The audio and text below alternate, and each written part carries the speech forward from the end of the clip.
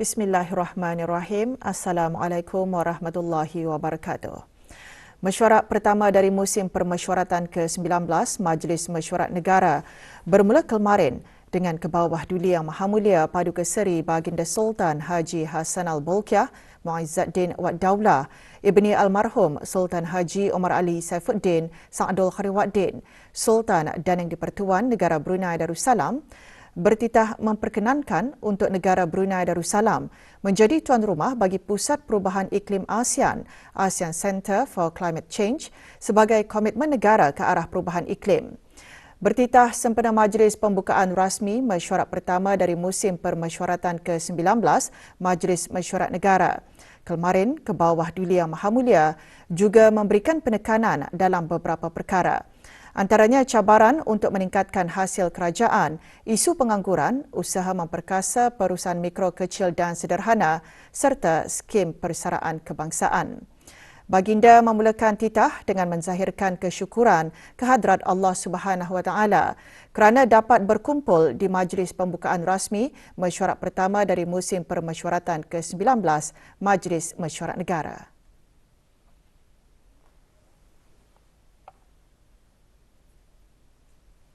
Beta terlebih dahulu mengucapkan tahniah kepada pihin orang kaya Sri Laila Datuk Sri Setia Awang Haji Abdul Rahman bin Datuk Setia Haji Muhammad Taib di atas perlantikan semula sebagai Yang di-Pertua Majlis Mesyuarat Negara. Beta juga mengucapkan tahniah kepada ahli-ahli Majlis Mesyuarat Negara yang baharu dilantik. Ucapan penghargaan dan ucapan terima kasih juga beta tujukan kepada mantan ahli-ahli Majlis Mesyuarat Negara di atas sumbangan mereka di dalam persidangan majlis yang lalu. Kebawah Duli Yang Maha Mulia juga bertitah mengingatkan semua ahli Majlis Mesyuarat Negara hendaklah berfikiran terbuka tetapi bebas daripada sebarang pengaruh luar.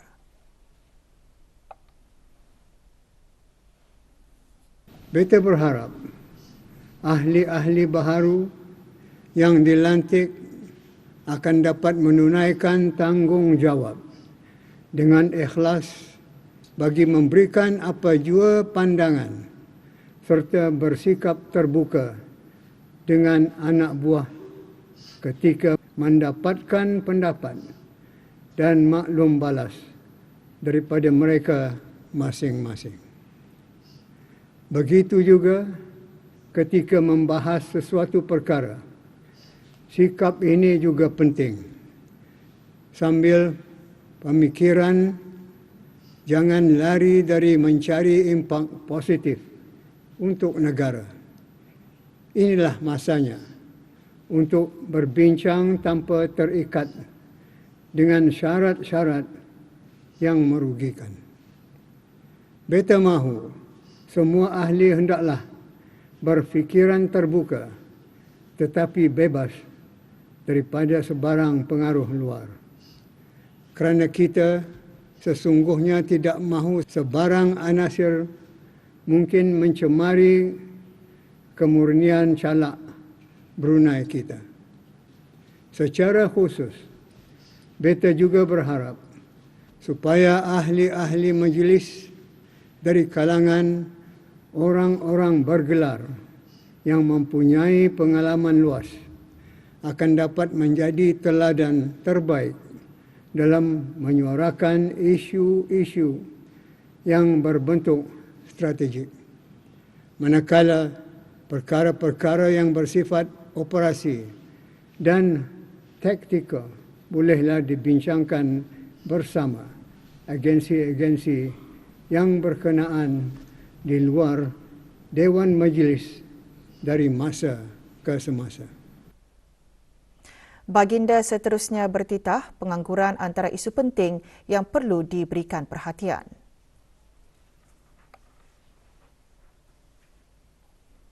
Sangat penting diambil kira ialah cabaran untuk meningkatkan hasil kerajaan beta dan dalam masa yang sama perbelanjaan yang akan dibahas dan diluluskan dalam mesyuarat MMN nanti akan benar-benar memberi impak positif kepada negara dan rakyat tanpa terlalu banyak membebankan kerajaan beta. Janganlah lupa, antara isu penting yang perlu diberikan perhatian ialah isu pengangguran.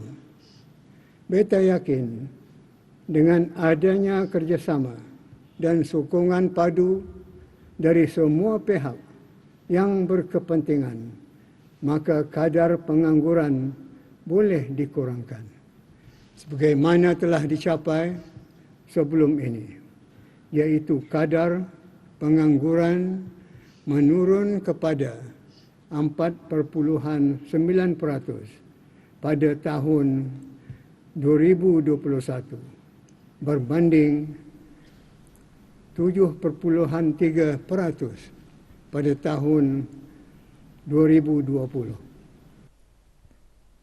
Titah Baginda seterusnya menggariskan satu program diperkenalkan untuk meningkatkan kemahiran dan kebolehpasaran anak-anak tempatan.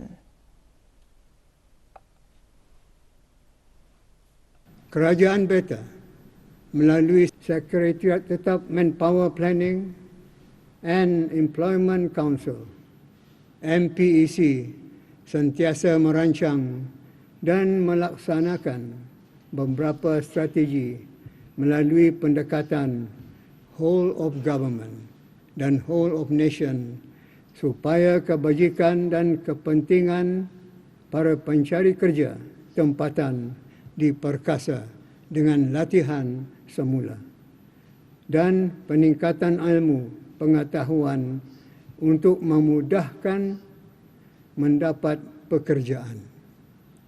Dalam meningkatkan kemahiran profesional anak-anak tempatan di syarikat swasta, di sektor pembinaan dan tenaga, HSE, Competency Apprentice Program, telah diperkenalkan untuk membolehkan mereka layak mendaftar sebagai Workplace Safety and Health Officer, WSHO, atau penyelaras di tempat kerja mengikut piawaian Safety, Health and Environmental National Authority atau SHINA. Kerajaan juga telah memperkenalkan program Skills Plus untuk memberikan peluang kepada anak-anak tempatan meningkatkan kemahiran dan kebolehpasaran, dan program ini telah dilaratkan kepada 4 sektor baharu, iaitu sektor tenaga, pembinaan, pengangkutan dan logistik, dan HSE. Kebawah Duli Yang Maha Mulia juga mengimbas kembali titah baginda semasa istiadat pembukaan rasmi mesyuarat pertama dari musim permesyuaratan ke-18 Majlis Mesyuarat Negara yang lalu mengenai skim tabung amanah pekerja TAP dan kajian yang dilaksanakan bagi penambahbaikan skim persaraan dalam usaha kerajaan baginda mengukuhkan perlindungan sosial yang inklusif dan mampan yang merupakan salah satu tunjang utama strategi jaminan sosial rakyat dan penduduk negara Brunei Darussalam.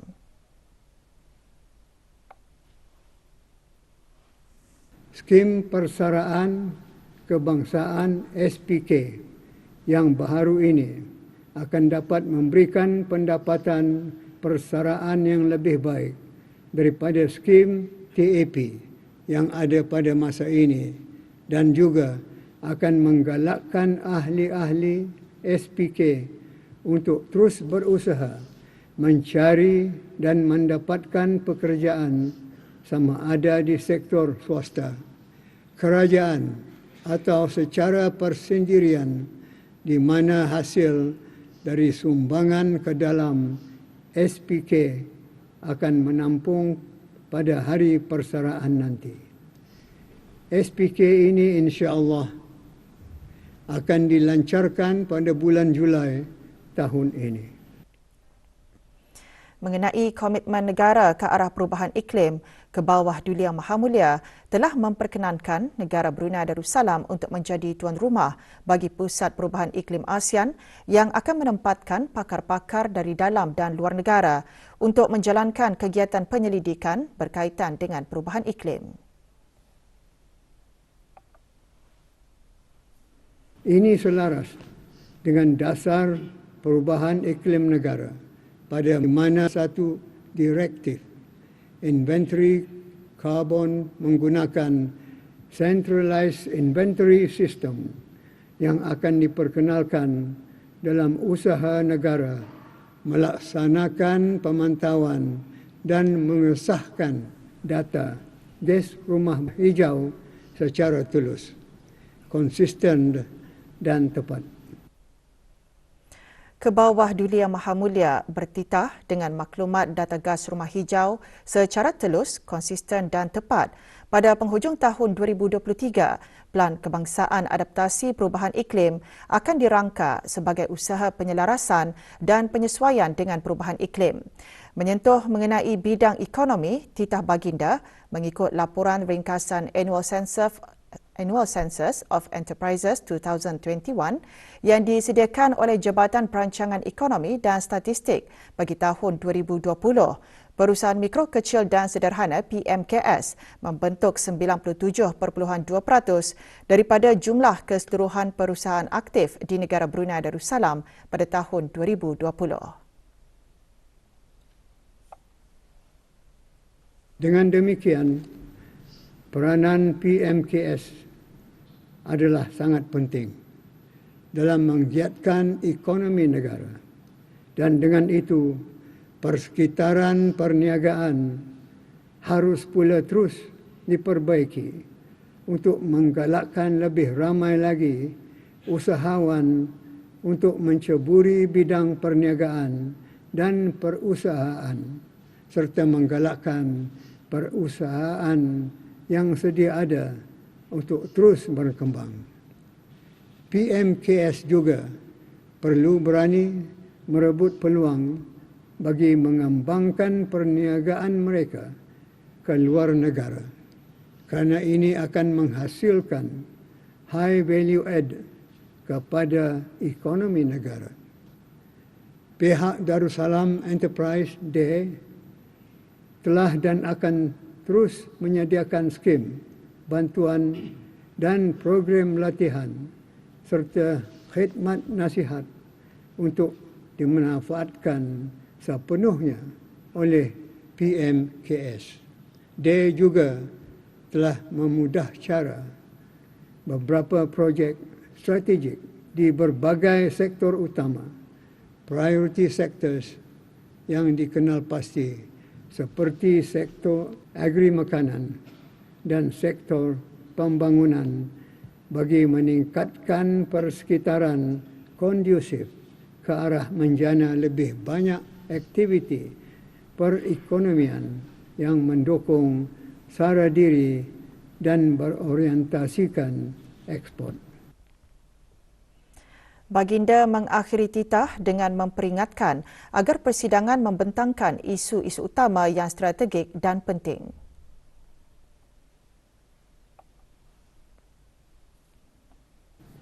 Akhirnya, beta ingin mengingatkan sekali lagi kepada ahli-ahli majlis supaya akan dapat menggunakan persidangan di sini dengan sebaiknya, dengan membentangkan isu-isu utama yang strategik dan penting serta sama-sama memberikan buah fikiran dan mencari jalan-jalan penyelesaian yang berpatutan. Majlis pembukaan rasmi mesyuarat pertama dari musim permesyuaratan ke-19 Majlis Mesyuarat Negara berlangsung di bangunan Dewan Majlis, Jalan Dewan Majlis. Ia menandakan bermulanya sesi membincangkan peruntukan belanjawan negara bagi tahun kewangan 2023-2024. Keberangkatan ke bawah Duli Yang Maha Mulia dijunjung oleh Yang Berhormat Pihin Orang Kaya Seri Laila, Datuk Seri Setia Awang Haji Abdul Rahman bin Datuk Setia Haji Muhammad Taib yang dipertua Majlis Mesyuarat Negara dan yang dimuliakan Pihin Orang Kaya Pekerma Jaya, Datuk Paduka Awang Haji Judin bin Haji Asar, Jurutulis Majlis Mesyuarat Negara. Berangkat sama Paduka-Paduka anak anda dan adinda ke bawah Duli Yang Maha Mulia. Duli Yang Teramat Mulia Paduka Seri Pengiran Muda Mahkota, Pengiran Muda Haji Al-Muhtadibillah, Menteri Kanan di Jabatan Perdana Menteri selaku ahli rasmi kerana jawatan. Duli Yang Teramat Mulia Paduka Seri Pengiran Bendahara Seri Maharaja Permaiswara, Pengiran Muda Haji Sufri Bolkiah dan Duli Yang Teramat Mulia Paduka Seri Pengiran di Gadong Sahibul Mal, Pengiran Muda Haji Jeffrey Bolkiah. Ke bawah Duli Yang Maha Mulia berangkat ke Dewan Persidangan Dewan Majlis dengan diiringi oleh pearakan masuk Cokmar Majlis Mesyuarat Negara.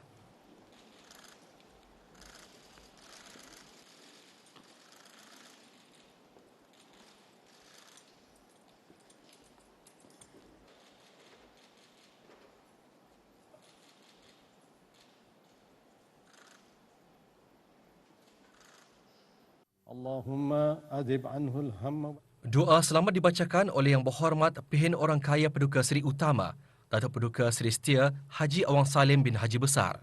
Dunya hasanah wa fil akhirati hasanah wa qina adzaban nar. Wassallallahu ala sayyidina Muhammad wa ala alihi wa sahbihi ajma'in bi fadli subhana rabbika rabbil izzati amma yasifun wa salamun alal mursalin walhamdulillahi rabbil alamin. Persidangan Majlis Mesyuarat Negara kali ke-19 akan membincangkan dan meluluskan perkara utama iaitu Rang Undang-Undang 2023 Perbekalan 2023-2024.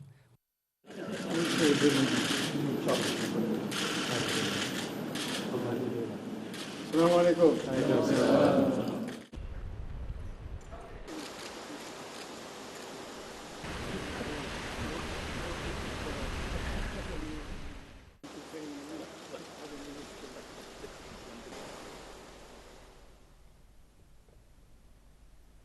Rang Undang-Undang Perbekalan 2023-2024 yang akan digunapakai bermula 1 April 2023 akan dibincangkan pada persidangan Majlis Mesyuarat Negara tahun ini.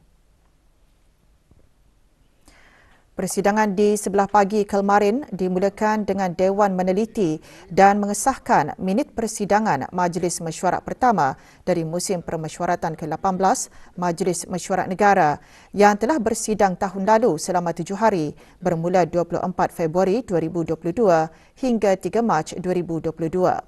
Mesyuarat dipengerusikan oleh Yang Berhormat Pihin Orang Kaya Seri Laila Datuk Seri Setia Awang Haji Abdul Rahman bin Datuk Setia Haji Muhammad Taib yang dipertua Majlis Mesyuarat Negara.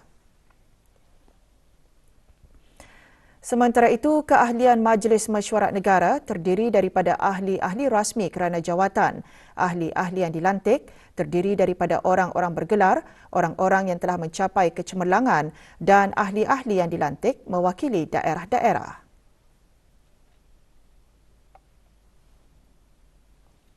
Ke bawah Duli Yang Maha Mulia Paduka Seri Baginda Sultan Haji Hassanal Bolkiah Muizzuddin Wad Daulah Ibni Almarhum Sultan Haji Omar Ali Saifuddin Sadul Khairi Waddin, Sultan dan Yang di-Pertuan Negara Brunei Darussalam, Perdana Menteri, Menteri Pertahanan, Menteri Keuangan dan Ekonomi dan Menteri Hal Ehwal Luar Negeri adalah di antara ahli-ahli rasmi kerana jawatan. Juga menjadi ahli rasmi kerana jawatan Duli Yang Teramat Mulia Paduka Seri Pengiran Muda Mahkota, Pengiran Muda Haji Al-Muhtadibillah, Ibni ke bawah Duli Yang Maha Mulia Paduka Seri Baginda Sultan Haji Hassanal Bolkiah Muizzuddin Wad Daulah, Menteri Kanan di Jabatan Perdana Menteri. Sementara itu, Yang di-Pertua Majlis Mesyuarat Negara ialah Yang Berhormat Pihin Orang Kaya Sri Lela Datuk Seri Setia Awang Haji Abdul Rahman bin Datuk Setia Haji Muhammad Taib. Ahli-ahli rasmi kerana jawatan juga terdiri dari Menteri-Menteri Kabinet. Mereka ialah Yang Berhormat Pihin Orang Kaya Laila Setia Bakti Diraja Datuk Laila Utama Haji Awang Isa bin Pihin Datuk Perdana Menteri Datuk Laila Utama Haji Awang Ibrahim, Penasihat Khas ke bawah Duli Yang Maha Mulia Paduka Seri Baginda Sultan dan Yang di-Pertuan Negara Brunei Darussalam dan Menteri di Jabatan Perdana Menteri. Yang Berhormat Pihin Udana Khatib Datuk Paduka Seri Setia Ustaz Haji Awang Badarudin bin Pengarah Datuk Paduka Haji Awang Osman, Menteri Hal Ehwal Ugama. Yang Berhormat Pihin Datu Lala Raja Meja Jeneral Bersara Datuk Paduka Seri Haji Awang Halbi bin Haji Muhammad Yusof, Menteri di Jabatan Perdana Menteri dan Menteri Pertahanan kedua. Yang Berhormat Datuk Seri Setia Dr. Awang Haji Muhammad Hisham bin Haji Jaafar, Menteri Kesihatan. Yang Berhormat Datuk Seri Setia Dr. Awang Haji Muhammad Amin Liu bin Abdullah, Menteri di Jabatan Perdana Menteri dan Menteri Keuangan dan Ekonomi kedua. Yang Berhormat Datuk Seri Setia Awang Haji Erwan bin Pihin Datuk Pekermajaya Haji Muhammad Yusof, Menteri Hal Ehwal Luar Negeri kedua. Yang Berhormat Datuk Seri Setia Awang Haji Ahmadin bin Haji Abdul Rahman, Menteri Hal Ehwal Dalam Negeri. Yang Berhormat Datuk Seri Setia Dr. Awang Haji Abdul Manaf bin Haji Matusin, Menteri Sumber-Sumber Utama dan Pelancongan. Yang Berhormat Datuk Seri Setia Awang Haji Muhammad Juanda bin Haji Abdul Rashid, Menteri Pembangunan. Yang Berhormat Datin Seri Setia Dr. Dayang Haji Romaizah binti Haji Muhammad Saleh, Menteri Pendidikan. Yang Berhormat Pengiran Datuk Seri Setia Syamhari bin Pengiran Datuk Paduka Haji Mustafa, Menteri Pengangkutan dan Info Komunikasi. Yang Berhormat Datuk Seri Setia Awang Haji Nazmi bin Haji Muhammad, Menteri Kebudayaan, Belia dan Sukan. Ahli-ahli yang dilantik terdiri daripada orang-orang yang bergelar, iaitu Yang Berhormat Pihin Orang Kaya Laila Setia Datuk Seri Setia Awang Haji Abdul Rahman bin Haji Ibrahim. Yang Berhormat Pihin Orang Kaya Johan Pahlawan Datuk Seri Setia Awang Haji Adnan bin Begawan Pihin Siraja Khatib Datuk Seri Setia Haji Muhammad Yusof. Yang Berhormat Pihin Orang Kaya Indra Pahlawan Datuk Seri Setia Haji Awang Suyoy bin Haji Osman. Manakala ahli-ahli yang dilantik terdiri daripada orang-orang yang telah mencapai kecemerlangan, ialah Yang Berhormat Dayang Hajah Safia binti Syekh Haji Abdul Salam, Yang Berhormat Awang Lau Hau Tek, Yang Berhormat Dayang Chong Chen Yi, Yang Berhormat Dr. Awang Haji Mahali bin Haji Momen, Yang Berhormat Awang Haji Saleh Bostaman bin Haji Zainal Abidin, Yang Berhormat Dayang Hajah Rosmawati binti Haji Abdul Momen, Yang Berhormat Pengiran Haji Isa bin Pengiran Haji Aliuddin. Sementara wakil yang dilantik dari daerah-daerah ialah Yang Berhormat Awang Amran bin Haji Maidin, Penghulu Mukim Lumapas, daerah Brunei dan Muara. Yang Berhormat Awang Lawi bin Haji Lamat, Ketua Kampung Subuk, daerah Brunei dan Muara. Yang Berhormat Awang Zainul bin Muhammad, Ketua Kampung Putat, daerah Brunei dan Muara. Yang Berhormat Awang Muhammad Ali bin Tanjung, Ketua Kampung Lumapas B, daerah Brunei dan Muara. Yang Berhormat Awang Haji Daud bin Jihan, Ketua Kampung Belimbing, daerah Brunei dan Muara. Yang Berhormat Awang Saleh bin Haji Osman, Penghulu Mukim Bukit Sawat, daerah Belait. Yang berhormat Awang Muhammad bin Abdullah alias Lim Swee An, Ketua Kampung Bukit Sawat, daerah Belait. Yang berhormat Awang Haji Muhammad Daniel alias Tekbin bin Yaakob, Penghulu Mukim Ukong, daerah Tutong. Yang berhormat Awang Abdul Aziz bin Haji Hamdan, Ketua Kampung Sengkarai, daerah Tutong. Yang berhormat Haji Awang Sulaiman bin Haji Nasir, Ketua Kampung Labu Estate dan Piasau-Piasau, daerah Temburong. Sementara jurutulis Majlis Mesyuarat Negara ialah Yang Dimuliakan Pihin Orang Kaya Pekerma Jaya, Datuk Paduka Awang Haji Judin bin Haji Asar.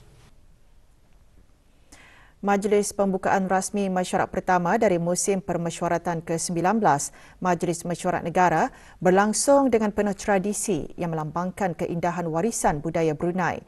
Detik-detik bersejarah majlis tersebut dimuatkan dalam sorotan Majlis pembukaan rasmi mesyuarat pertama dari musim permesyuaratan ke-19.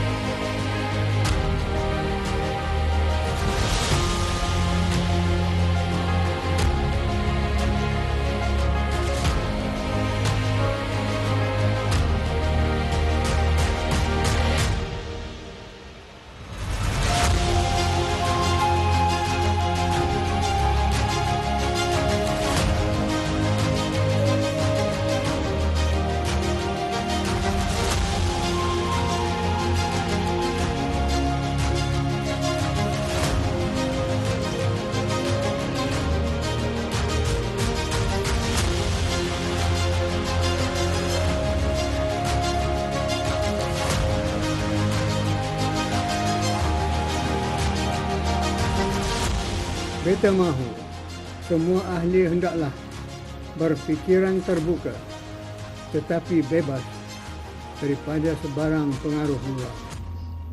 Kerana kita sesungguhnya tidak mahu sebarang anasir mungkin mencemari kemurnian calak Brunei kita. Beta ingin mengingatkan sekali lagi kepada ahli-ahli majlis supaya akan dapat menggunakan persidangan di sini dengan sebaiknya, dengan membentangkan isu-isu utama yang strategik dan penting, serta sama-sama memberikan buah fikiran dan mencari jalan-jalan penyelesaian yang berpatutan.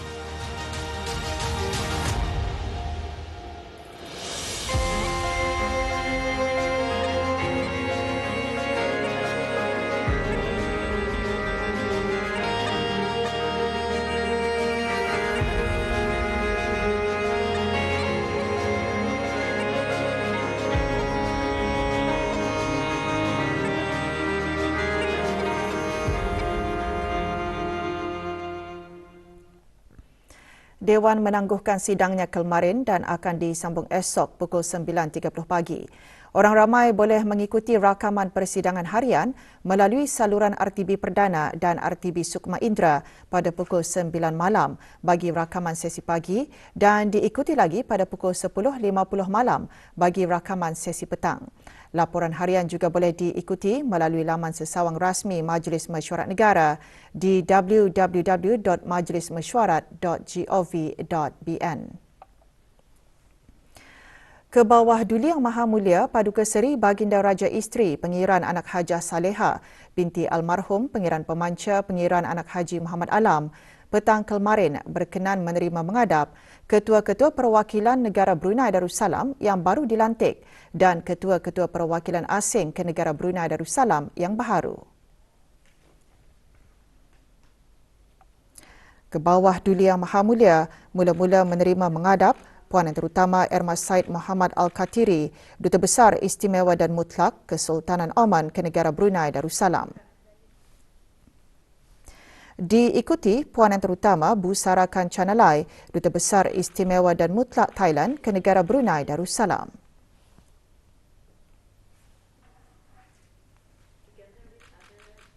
Seterusnya mengadap Puan Yang Terutama Nora Lizan binti Abdul Momin, Duta Besar Istimewa dan Mutlak ke Kesultanan Oman. Puan Yang Terutama Megawati binti Datuk Paduka Haji Manan, Duta Besar Istimewa dan Mutlak ke Republik Filipina. Dan Puan Yang Terutama Latifah binti Zaini, Wakil Tetap ke ASEAN di Jakarta, Republik Indonesia.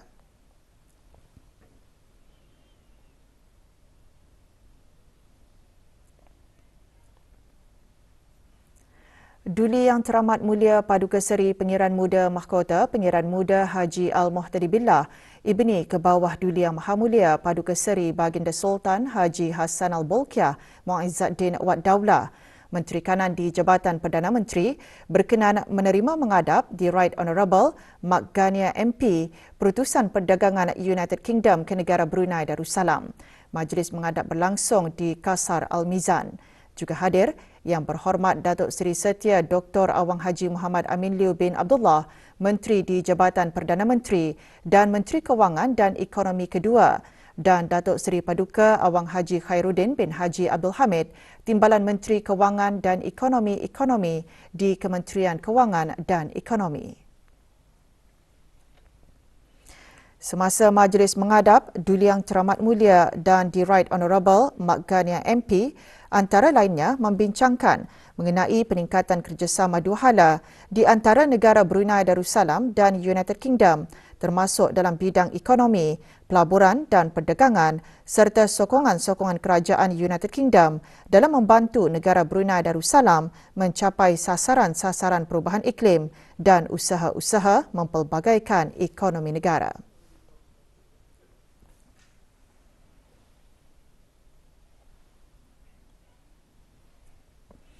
Salah satu komponen terpenting dalam memperkasakan fasiliti kesihatan primary care untuk mengintegrasikan penjagaan telinga dan pendengaran ialah memberikan kemahiran yang relevan melalui latihan seperti yang dianjurkan oleh Badan Pertubuhan Kesihatan Sedunia. Dalam hal ini, Kementerian Kesihatan melalui kerjasama di antara Jabatan Otorino-Laryngologi, Perkhidmatan Kesihatan Asasi dan Perkhidmatan Kejururawatan sedang menggubal kurikulum program latihan Oral Care for Nurses in the Community yang diharap akan menjadi satu realiti sebagai komitmen untuk menjana misi di bawah Pertubuhan Kesihatan Sedunia. Perkara tersebut dikongsikan oleh Menteri Kesihatan dalam pertusan sempena sambutan Hari Pendengaran Sedunia 2023. Jelas Yang Berhormat Datuk Seri Setia Dr. Awang Haji Muhammad Isham bin Haji Jaafar lagi, di negara Brunei Darussalam, lebih dari 60% permasalahan telinga dan pendengaran dapat ditangani di peringkat penjagaan kesihatan asasi. Statistik yang diperoleh di antara tahun 2021 hingga tahun 2022 dari Jabatan Otorino-Laryngologi Hospital Raja Isteri Pengiran Anak Saleha menunjukkan seramai 1,980 orang pesakit yang bermasalah telinga dirujuk dari klinik-klinik atau pusat-pusat kesihatan ke klinik pakar otorino-laryngologi dengan 4 masalah yang sering dialami pesakit ialah masalah tahi telinga, benda asing dalam telinga, jangkitan telinga dan kurang pendengaran. Menurut Menteri Kesihatan, pencegahan kehilangan pendengaran adalah penting untuk dilakukan sepanjang hayat, bermula dari perkembangan anak dalam kandungan sehingga menjangkau usia emas. Majoriti punca masalah kehilangan pendengaran boleh dicegah dengan strategi pelaksanaan yang berkesan seperti program imunisasi, program penjagaan kesihatan ibu dan anak, pengenalpastian dan rawatan awal untuk masalah telinga, program pemeliharaan pendengaran di persekitaran bising, di tempat kerja, strategi mendengar dengan selamat semasa melakukan aktiviti rekreasi dan sebagainya. Pada setiap 3 Mac, seluruh dunia meraihkan sambutan Hari Pendengaran Sedunia dengan pelbagai aktiviti untuk mempromosikan penjagaan kesihatan telinga dan pendengaran ke arah pencegahan masalah kehilangan pendengaran. Tema sambutan, penjagaan telinga dan pendengaran untuk semua, mari jadikan ia satu realiti. Memberi penekanan kepada kepentingan mengintegrasikan penjagaan telinga dan pendengaran ke peringkat penjagaan kesihatan asasi.